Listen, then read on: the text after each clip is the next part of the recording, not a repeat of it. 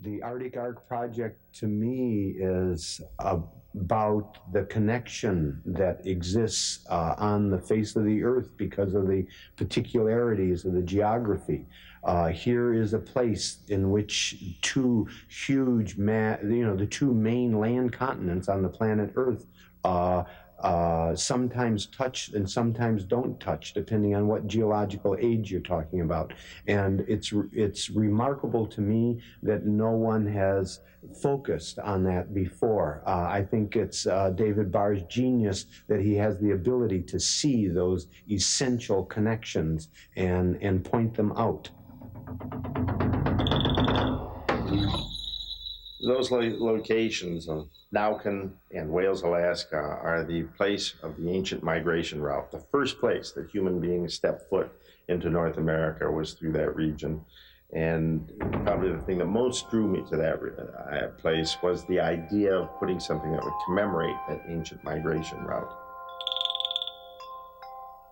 When I get a concept that's extremely abstract and in retrospect cold, I'm looking at a map. I'm saying on this map, gee, look at these are two places that the continents almost touch. Something should be done to commemorate that. Then the project grows. In this case, it took 5 years or more for it to grow. Many trips, many different things. You start layering on that abstract idea, all kinds of human events, human experiences.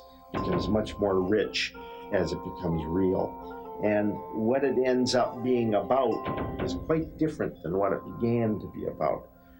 I consider myself a realistic artist, not an abstract artist. It starts with an abstract idea, but it's given life by the events and by the carrying out of that idea.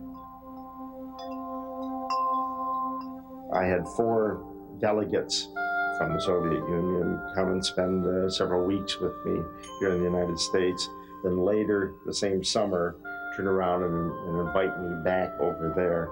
This was probably the only practical way to do it, and it was an expression really of what the project meant, which was that people exchanged concepts culturally and got to know the other person's world a little bit. Я Мельников Иван, скульптор. Родился на Украине. I am Ivan Melnikov, sculptor. Was born in Ukraine, studied in Almaty. I'm a member of the Union of Artists of the USSR.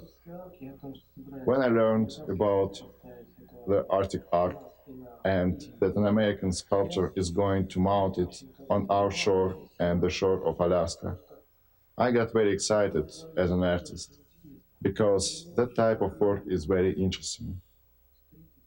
And it was a pleasure to meet such wonderful people as David Barr, Elizabeth Barr, Paul, Jim. My trip to America concerned with the work on that project has made me to change my attitude towards life, art, and many other things.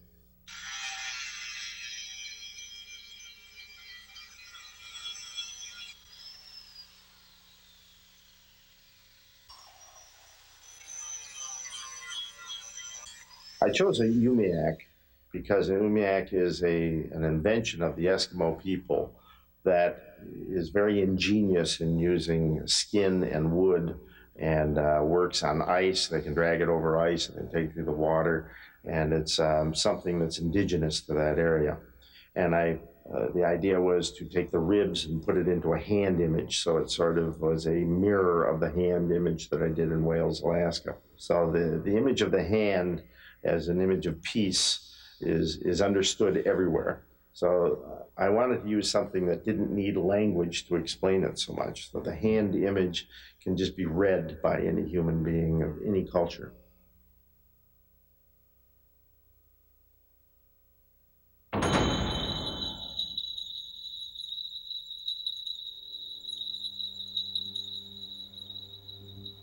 What I find that true travel is something that results in a kind of spiritual rebirth, putting yourself someplace where you're the outsider, you're the alien, and discovering in the process of that human beings know each other's heart, that human beings can reach out and sense something about each other's heart. And that creates a kind of spiritual rebirth, I find. One of the things that was amazing to me about this project is that I was confronting years of an American attitude towards Russia, in which we were told they were the evil empire, that they were our bitter enemies in a variety of ways. My thesis as an artist doing these projects is that art transcends those kinds of differences. And it's been confirmed every time. We found that we were embraced everywhere completely with friendship and openness and a kind of hunger and yearning for friendship. We saw flags and signs all over the place. We went on a picnic with some Soviet artists with a wonderful view of the Bering Sea up on a hillside. I played basketball with some of the different people in Providenia. My wife, Beth, showed different knitting patterns to some Russian women. They couldn't speak, they couldn't communicate through anything but knitting. But knitting, like a lot of these things, sort of jumps over those difficulties. If you really want to experience these pieces, you are going to have to go on a pilgrimage yourself. You are going to have to go through something. And in that pilgrimage, it isn't that it's about me or the sculpture, but the pilgrimage is going to put you into these other cultures. It's going to make you meet and face people of other cultures. And that is such an enriching experience that I think if the global sculptures that I do can help trigger that, that's a very valuable thing to do. Looking at that Soviet helicopter that looked like a converted school bus with a big oil stain on the side of it or something, that they had attached rotor blades to it, and the thought that we were actually going to get in it and go flying through the air was a vivid, it still is a vivid image. I feel it's important that human beings expand their global consciousness and begin looking at some of these remote places as something other than just a spot on the map.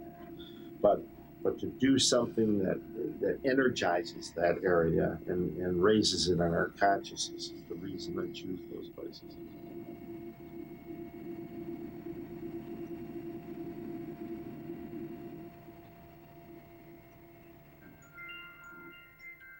I find the Arctic having an incredible beauty to it.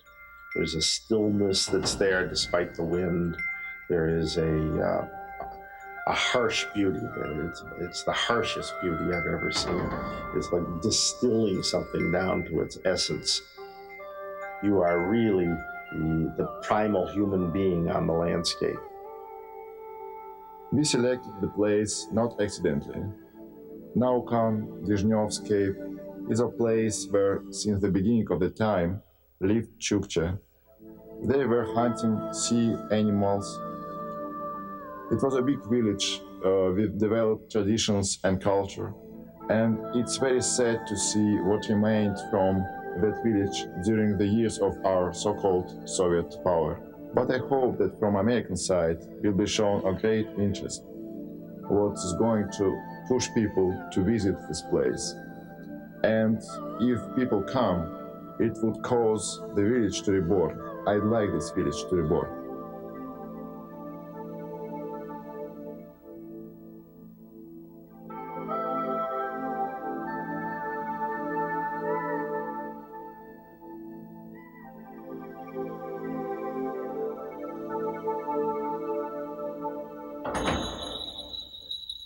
I feel more and more like a conduit through which dreams flow. I feel I have to act on them or go crazy, or life would lose its meaning. This was also my personal pilgrimage back to the Soviet Union. Among the artists that were the greatest influence over me were the Russian constructivists. They believed that they could create what I would call the first democratic art. That is an art that can't be just owned by aristocrats, but that is shareable among everybody. They just energized out of a very difficult world and put art into that world. They believed in putting art out into the marketplace, on the beach, on mountains. They fired me up as a student, and they've never stopped firing me up. I dedicated the Umiak sculpture at Naukin to Vladimir Tatlin, who was a great Russian constructivist. Tatlin is the artist who designed the ornithopter, which is an elegant, man-powered flying machine. The image of the ornithopter has been extremely poignant and moving. The idea of someone who lives in an oppressive society and yet conceives of something that metaphorically allows one to break free is very inspiring.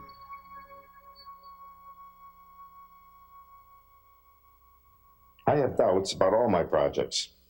Are they valid as art? Do they have meaning beyond my own dreams? Will they be dismantled for the material worth? The same doubts and harsh histories of countless other creators. As a young artist, I thought such doubts would diminish with age and confidence. Of course, I found the opposite to be true. Thus, it requires more inner fire to overcome doubts. But at Naukin, windswept, primeval, and desolate, there is the excitement of finally resolving a persistent image, and my doubts recede. I remain determined to create art outside timid definitions, to generate experiences that cannot be domesticated and processed into consumable packages. What the piece is about catching the sun and sending it as a changed a form of light in a spectrum down a hole in the ground. The meaning to me is a parallel to what the ancient people in that region did with the harpoon when they went out and got nourishment out of the sea. There are other prisms on top of the tripod so that whenever the sun is in the sky, there are spectra that are moving across the tundra. David's pieces, and this piece is a good example of it, is about fusion. It's about the breakdown of boundaries. Russian and American men got in the hot springs that they took us to. And here we are basically naked in a pool of hot water together. That was a primal, vivid image.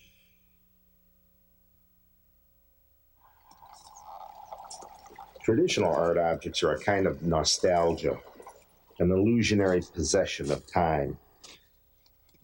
I launch my projects into the same uncertain future as all life. That is the heart of their poetry, to exist like birds in an inner sky.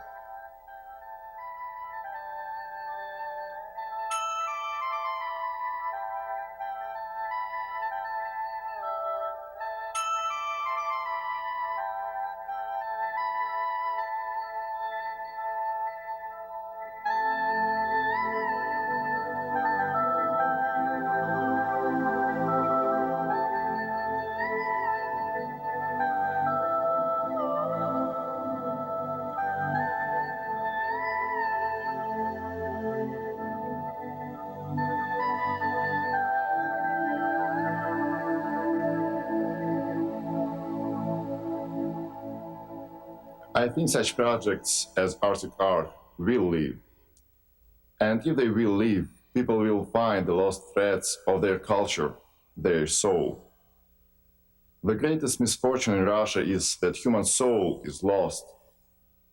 And I think such projects should help to find it. When people find their souls, they get peace in their minds. Then they become people in the real sense of the word.